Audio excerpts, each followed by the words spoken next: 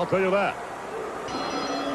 Could be at a disadvantage here because I believe the Shadows, even though it's the first time we've seen them on television, they've been functioning as a tag team unit. So they at least have their thing together, I believe.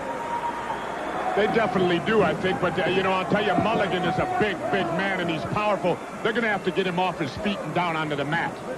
Wonder why old Mulligan didn't bring Sarah Jo with him this week. No, from what I've heard about her, I'm glad he didn't.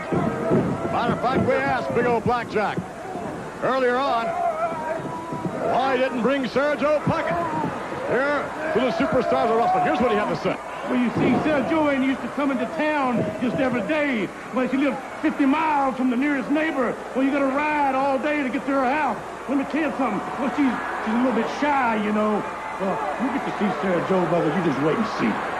How far did he say she lived from the nearest neighbor? 50 miles. Can you imagine how ugly you got to be to live 50 miles from your nearest neighbor? I wonder if that's by the neighbor's choice. I wouldn't think so. I've heard some rumors, man. She ain't exactly Donna Mills. Or whatever she is, Blackjack is proud of her and doesn't appreciate anyone casting any disparaging remarks. Well, you know, Outlaw Ron Bass called her a warthog. I don't think that's funny. Look at this. Little double team effort there on the part of Santana and Billy Jack. Now, the Shadows, I understand they go as light and dark. That's what they're called, light and dark. I don't know. How do you determine which one's light and which one's dark? Is that dark in the ring now, or is that light? Well, let's call this one light because I think, if nothing else, he's a little lighter. He's a big man, but maybe a little lighter in weight. Oh, is it weight? Is that what it does? No. What would dark signify if it was weight? I'm not saying it was weight. Well, don't get mad at me. I'm just asking. I don't know. All I know is light and dark are doing a number here on the big Blackjack. Blackjack? Time to get out of there. Yeah, you notice when the going gets tough, Mulligan is not shy about getting out of the ring.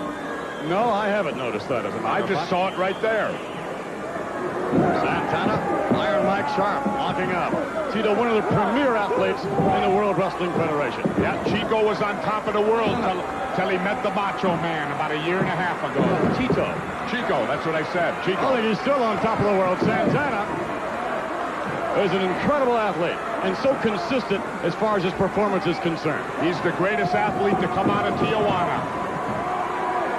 And there's been a part of Santana. Mike Sharpe moving in. You're not going to believe this. We've just been given notification that next week, ladies and gentlemen, here on the Superstars of Wrestling, a non-title matchup that will see the skills of Cowboy Bob Orton meeting, yes, the skills of the one and only World Wrestling Federation heavyweight champion, Hulk Hogan. Wow, you're telling me next week we got Hulk Hogan against Cowboy Bob Orton? Right here. The ace. That's what I'm going to be here to watch. The mechanic against the champ. I wonder if Morocco's going to be about ringside or whether or not Fuji's going to be at ringside or just what. You can bet Fuji will be lurking somewhere. I'll look forward to that. A special Memorial Day weekend celebration here on the Superstars of Wrestling. Come on, ref. Chico trying to fight his way out of that corner. Doing a pretty good job of it, and not quite being able to... You notice, look at Mulligan's short arm, and Mulligan is not sticking that arm totally out to make a tag.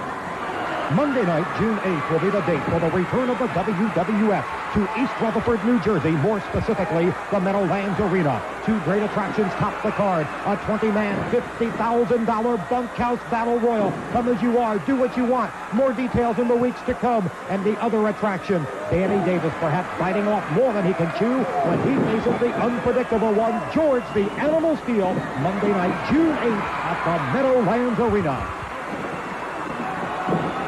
Tag was made as the Shadow was falling back. Iron Mike Sharpe now in the ring. Sharpe off the ropes. Oh, what an elbow by Billy Jack.